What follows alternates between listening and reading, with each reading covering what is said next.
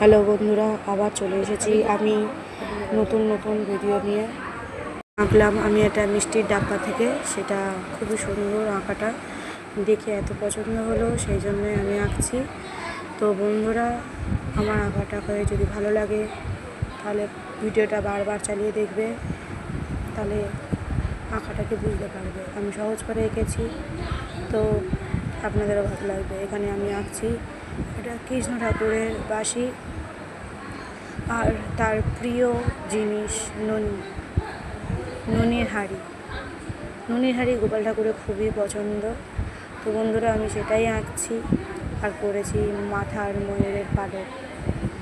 তো বন্ধুরা, আমি সিম্পল আঁকাটা রং করিনি, রং পরে ভিডিওতে দেখাবো।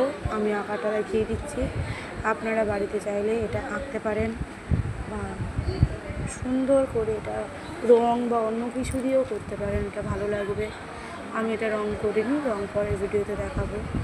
আপনাদের যদি ভালো লাগে ভিডিওটা দেখুন আর একটা লাইক করে দিন। তো বন্ধুরা, আমি এখানে মাখনের নুনের হাঁড়ি দুটো আঁকবো, মাথার ওখানে একটা পালক আঁকবো। বন্ধুরা দেখতে থাকুন, আর নতুন ভিডিও দেখার জন্যে আমার চ্যানেলটাকে ফলো করুন, তাহলে দেখতে পাবেন আরও সুন্দর ও নতুন ভিডিও।